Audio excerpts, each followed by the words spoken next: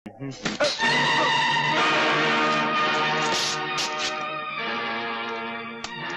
तुमने टांग अड़ाई है 144, फिर ना रोना कभी, नहीं तो उसे काट कर तुम्हारी गर्दन के साथ बांध दूंगा। तूने भी आज जवान लड़ाई है छोकरे, दोबारा नहीं लड़ाना, वरना इसे जबाड़े में से निकालकर चील और कौवों को डाल दूंगा। हाँ। तुम जानते नहीं, मेरा नाम शक्ति सिंह है, और शक्ति सिंह जिस जेल में जाता है वहां का जेलर या तो इस्तीफा दे देता है या किसी दूसरी जेल में तबादला करवा लेता है। हमारा रिकॉर्ड भी कुछ तुमसे बुरा नहीं है। हम भी जिस जेल में जाते हैं, जेलर की हुकूमत सिर्फ जेल के दफ्तर में होती है, जेल के अंदर हुकूमत शमशेरा की चलती है। हर कैदी को हदायत है कि जब भी शमशेरा के सामने से गुजरे पहले झुक के सलाम करे और फिर आगे बढ़े। और हमारे सर को शमशेरा ना ही झुकने की आदत है ना ही सलाम करने की। तुम में इतनी ताकत है तो इसे झुका के दिखा दे। मैं इसे झुकाकर भी दिखा दूंगा और काट कर भी दिखा दूंगा।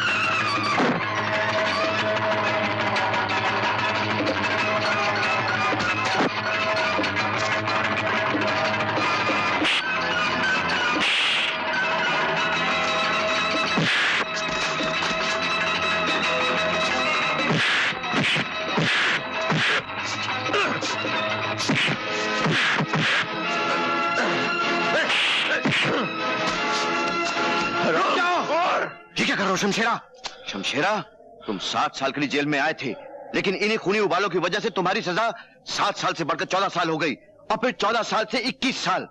कल तुम्हारी रिहाई का दिन है, कहीं ऐसा ना हो कि रिहाई का मुंह देखने के लिए फिर तुम्हें बरसों लग जाए। शमशेरा ने पहली बार अकल की बात सुन भी ली और मान भी ली। नौजवान जाओ, तुम्हारी किस्मत अच्छी है।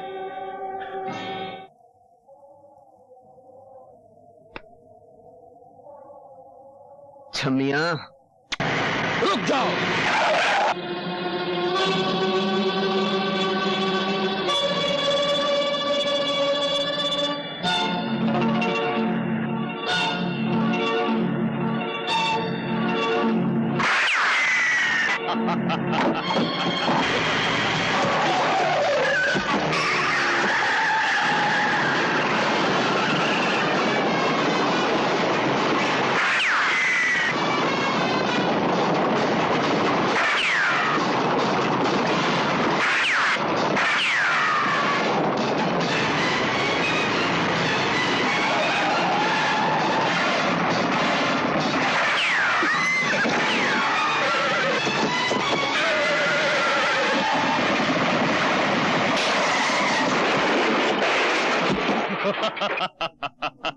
ले चलो।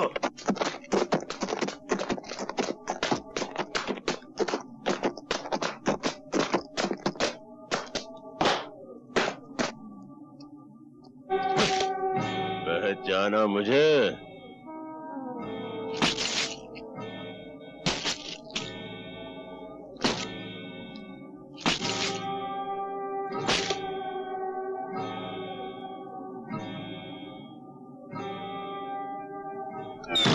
अपनी मौत को सामने देखकर भी नहीं पहचानते? शमशेरा,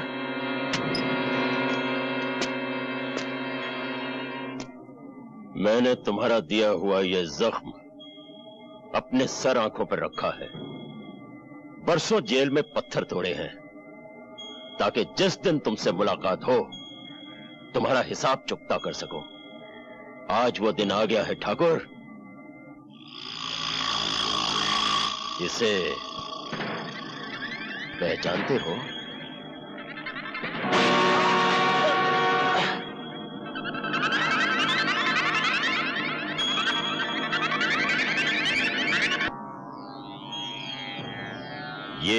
खड्डा मैंने तुम्हारे लिए ही खोद कर रखा है।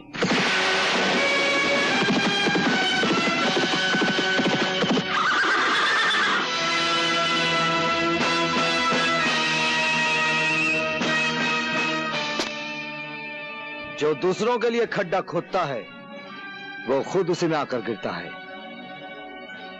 जिन बच्चों के अभी दूध के दांत भी न टूटे हों, उन्हें इस तरह उछलकर मर्दों की तरह बात नहीं करनी चाहिए। मर्द तो मैं हूं, वो भी असली, और बेटा भी मर्द का। कहो तो मर्दानगी के 2-4 नमूने पेश करूं? चलो।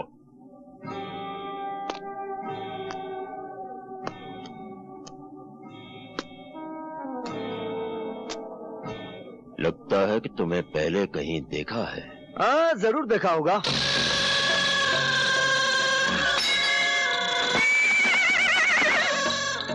लो, बहादुर भी हाँ कह रहा है। अच्छाई बुराई की मुलाकात तो हर युग में होती है, फिर वही होता है जो हमेशा से होता है। बच्चे, हम कोई मामूली बला नहीं। जहां बुराई खत्म होती है, हम वहां से शुरू होते हैं। अगर तुमने मां के पेट में ही सुन लिया होता कि हमारा नाम राजा शमशेर सिंह उर्फ शमशेरा है, तो शायद तुम पैदा होने से ही इनकार कर देते। फिर तो गया खड्डे में। क्या मतलब? मुलाकात तो होनी ही थी। विधाता के लिखे को कौन मिटा सकता है? रावण था तो राम थे, कंस था तो कृष्ण थे, दुर्योधन था तो धर्मपुत्र थे, राजा है तो रवि है। थोड़ी देर में दुनिया कहेगी कि रवि था और राजा है। हमने बड़े बड़े कर्मवीर देखे, धर्मवीर देखे, परमवीर देखे, शूरवीर देखे, लेकिन शब्दवीर पहली बार देखा। हमने भी बड़े बड़े राजा देखे। गलियों का राजा देखा, सड़कों का राजा देखा, भिखारियों का राजा देखा, लेकिन आज पहली बार कब्रिस्तान का काना राजा देख रहा हूं। देखो मिस्टर कान्या, मारा मारी से पहले एक शर्त है। जो खड्डे में पहली बार गिरेगा वो अपने हाथों से मिट्टी समेट कर अपने आप को दफन कर लेगा। मंजूर? मुझे मंजूर है।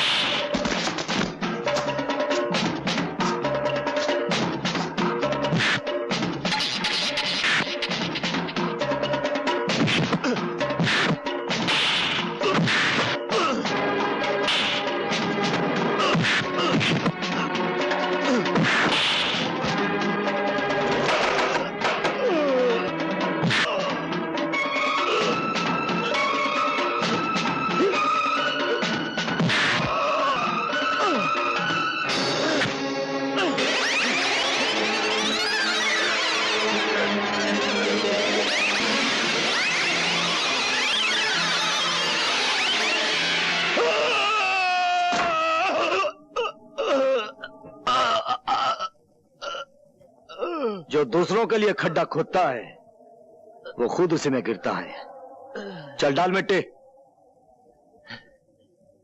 बेटा, इसे माफ कर दो। चल, आज तुझे माफ किया, ये तेरी पहली गलती थी। और एक बात सुन ले, अगर बुराई तेरा कर्म है तो अच्छाई मेरा परम धर्म है।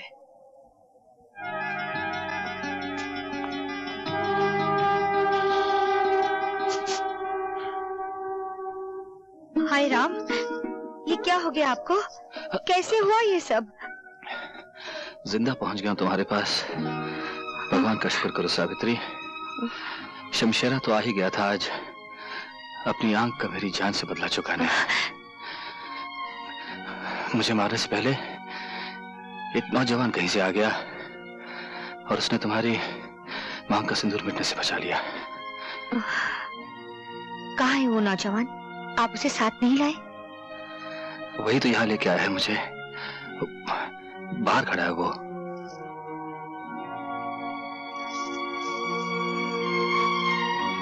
भगवान तुम्हें बहुत कमियां भी दी बेटा। मैं तुम्हारी झोली सोने चांदी से भर दूंगी। तुमने मुझ पर इतना बड़ा उपकार किया है कि... जो मैंने किया है वो उपकार नहीं था, वो मेरा धर्म था, और धर्म अपना इनाम खुद होता है। उसे सोने चांदी के तराजू में तोलकर मुझे शर्मिंदा ना कीजिए।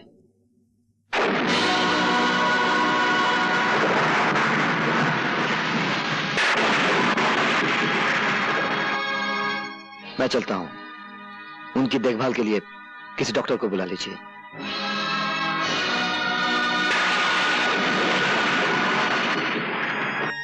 डॉक्टर साहब का बहुत खतरनाक एक्सीडेंट हुआ है, आप उनसे नहीं मिल सकती। मेरा मिलना उनसे बहुत जरूरी है। लेकिन आप समझते क्यों नहीं? उनकी जिंदगी और मौत का सवाल है। मेरी भी जिंदगी और मौत का सवाल है। सुनिए सुनिए।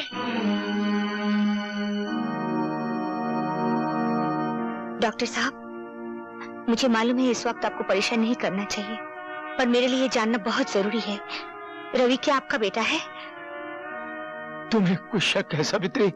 जी हाँ, मुझे पूरा यकीन है रवि आपका बेटा नहीं है। सच क्या है डॉक्टर साहब? बोलिए, सच क्या है?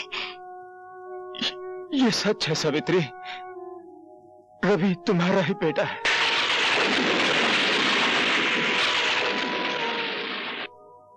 मगर अब इस सच्चाई को मेरे साथ ही मर जाने दो, नहीं तो तुम्हारे हरे भरे घर में आग लग सकती है। डॉक्टर साहब, डॉक्टर साहब, डॉक्टर साहब।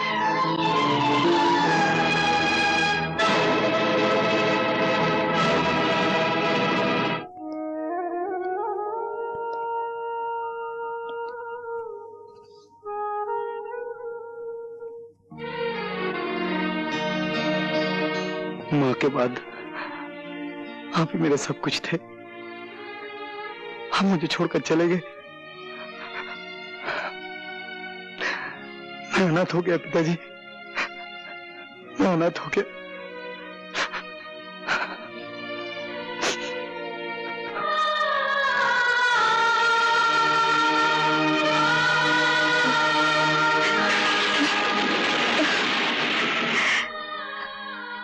हे भगवान, अब मैं क्या करूं? पति पत्नी के जीवन की इमारत सिर्फ विश्वास की बुनियाद पे खड़ी होती है। सावित्री, जिस दिन प्रेम को पता चल गया कि तुम उसके विश्वास की आंखों में धूल झोंकती रही हो, तो इस इमारत को गिरने से कौन बचा सकेगा?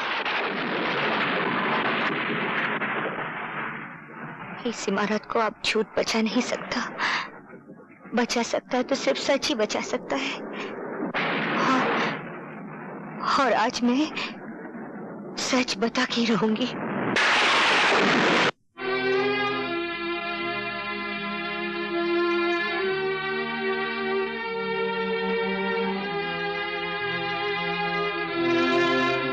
क्या बात है सावित्री?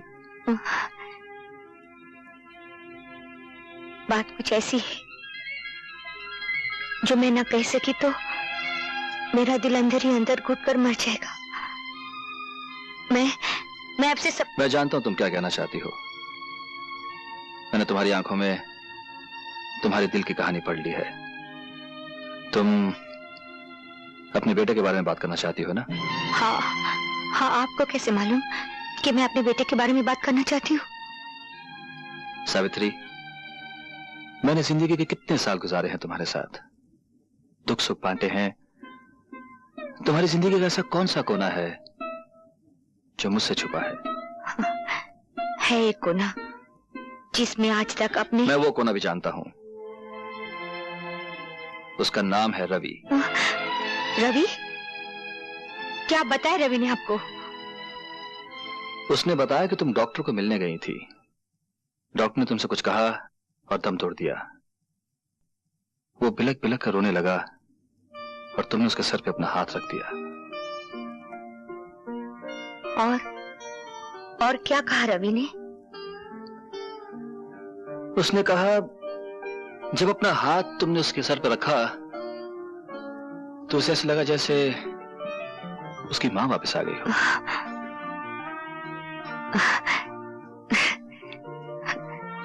बेचारा, उसने मां को जाना ही नहीं, फिर भी मां से कितना प्यार करता है। डॉक्टर साहब के चले जाने के बाद वो अकेला हो गया है।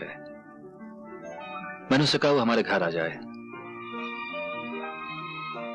मुझे विश्वास है तुम उसे माँ का प्यार दोगी। मैं उसे घर ले आऊं? हाँ, घर? नहीं। क्यों, क्या बात है? मेरा मतलब है कि मैं तुम राजेश के बारे में सोच रही हो? कहीं वो सोचेगा कि उसका हक बांटने वाला कोई आ गया। कोई बात नहीं, रवि हमारे गेस्ट हाउस में ठहर जाएगा, ठीक है? सावित्री, जवान बेटा बाप का बाजू होता है, ये मुझे रवि के आने के बाद ही पता लगा है। वो कैसे? जब से रवि ने हमारा कारोबार संभाला है, हर काम में उसकी समझ, मजदूरों से काम लेने का ढंग, ये सब बताता है कि वो हमारे कारोबार को हमसे बेहतर समझता है। चलो अच्छा हुआ, कोई तो आपका हाथ बटाने वाला मिल गया। मैं तो चाहता था कि तुम्हारा लाडला राजेश एक बार रवि से मिल तो लेता, लेकिन उससे अपनी अयाशी से फुर्सत ही कहाँ है।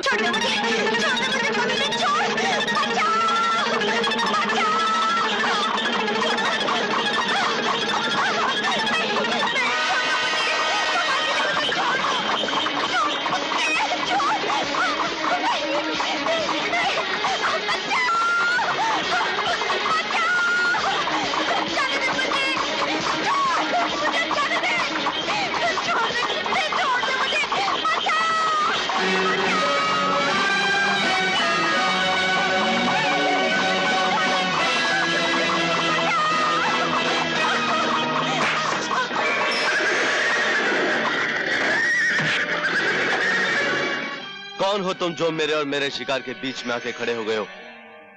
शिकार का इतना ही शौक है तो जंगल में जाओ और किसी शेर का शिकार करो। कमजोर लड़कियों पर हमला करने वाले को शिकारी नहीं कहते। मालूम होता तुम्हारे मुंह में जो जबान है जरूरत से ज्यादा लंबी है, उसे काट के छोटी करनी पड़ेगी। मेरी जबान काटने से पहले मेरे हाथ की लंबाई तो देख ले।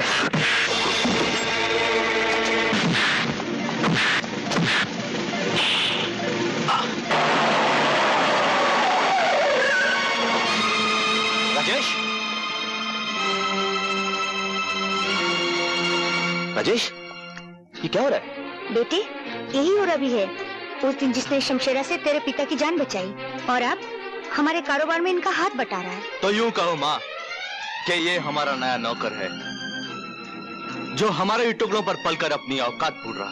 राजेश! रवि, तुम बताओ क्या हुआ? आप इन्हीं से पूछ लीजिए।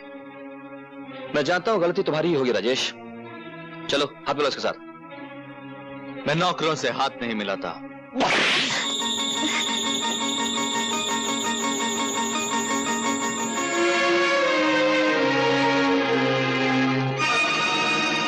ये क्या किया आपने?